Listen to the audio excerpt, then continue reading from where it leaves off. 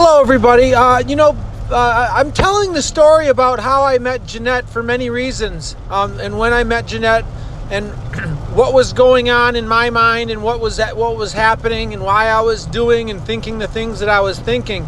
It's as I'm going to art fairs, as I'm telling people my story about how I bought a building in Norway. Of course, there's more to it than me just buying a building in Norway. People tell me sometimes that I'm analytical, all these other things. I'm not sure if I'm analytical or I just know how people are in general. So when you tell them that you bought a building in Norway, there's more to it than that. So I have to tell the story, and and I think in general, as a people, we know more about people now than we've ever known before because of social media. Number one, our ability to share what it is we're doing, when before 10 years ago, we didn't even have smartphones. So the evolution of human interaction has been changing greatly in the last 10 years, 20 years with the internet. And so maybe I'm on the precipice of that in many ways, in forming a real relationship, not something formed over a dating website. Now, there's nothing wrong with that, but to actually form a relationship without a third party involved, but just between two people, in many ways is an old-fashioned way of doing it.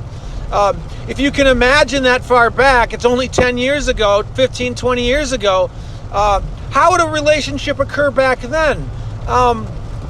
Before we had cell phones, before we had text messaging, before we had instant messenger, before we had the ability to like each other's pictures on social media, before we had the ability to block people who were following us, to become friends with people over social media, all those things help tell how people are feeling about each other and ways of friendships and relationships growing. It's building connections. It's making friendships.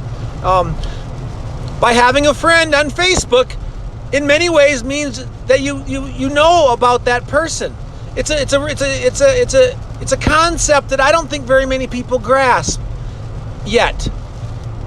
Just like when people get in arguments over social media, and then you see them in the grocery store, that argument really happened, and when you see them, you have a bitter taste in your mouth because you see them due to the things that they said on your Facebook pictures.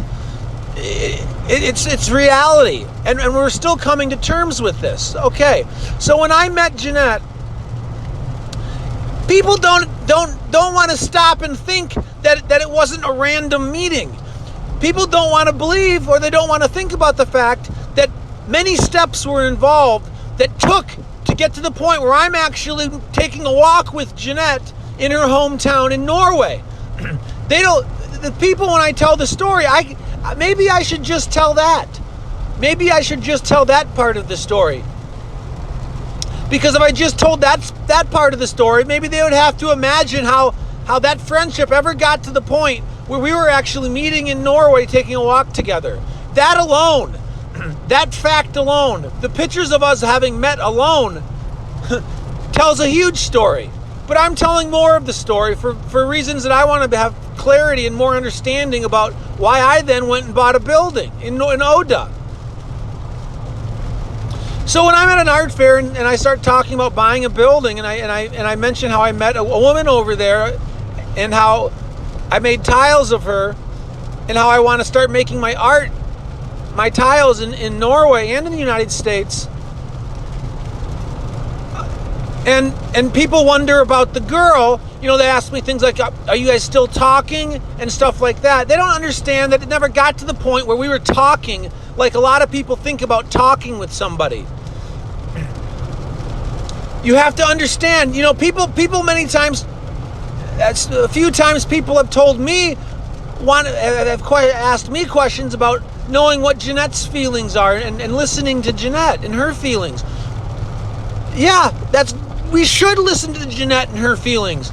So why when Jeanette and I went for a walk together, and when we were when we were departing and she was telling me certain things, when she didn't want my tiles right away, which that alone tells you that she wanted me to stay and deliver the tiles at a later date, because everybody knew I was staying in Oda, or I was staying in Norway for about 2 weeks, because I was posting about it on social media. And when Jeanette said, as we were saying goodbye, and she started walking away, and when she talked about her genetics, when she told me that she had good genetics, you see, people want to think that that's weird. People want to think that it's weird that Jeanette said something to me about her genetics.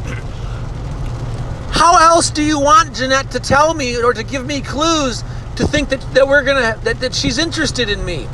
How do we do it back in the United States in a small town? How do people do it let's just say that everyone builds meaningful relationships together. Okay, so if the small town version in the United States many times is two people going out on a date, maybe having a couple drinks together at a bar or at a restaurant. If that's the small town version of doing it, and then the next thing that usually many times happens is many times one of them invites the other one over to somebody's house after they've had a few drinks, and then it goes from there. But what if two people don't want to do it that way? People don't want to. When I tell this story about how I met Jeanette, and for instance, when I decided to go buy the building and inquire about buying a building after Jeanette told me about her genetics, it was obvious Jeanette and I weren't going to go out to a bar in Oda when I came there in March and have a couple drinks, and then she wasn't going to come over to my hotel room, or I wasn't going to go over to her house. She had a child. I didn't drink. So, we went for a meaningful walk together. That's something. That's very special. Many steps were taken to get to that point. So when I decided to buy a building, what else am I supposed to do? How else should I have reacted to show my commitment and my interest in wanting to have this relationship continue and to begin and to grow? To inquire about buying a building, which led me down this road to seek a sole proprietorship. People don't want to think about the ramifications, the effects on a relationship when you seek a sole proprietorship in Norway for a residency. They don't even want to know, nor do they understand how the other ways in which a relationship can form, or how residencies and citizenships can occur when you get into a relationship with somebody. So you really have to stop and think about all these things for a long time to kind of understand how it all went down, how it all came together, however you want to describe it. How would it have affected Jeanette and her feelings towards me if I'm seeking a sole proprietorship residency to start my business versus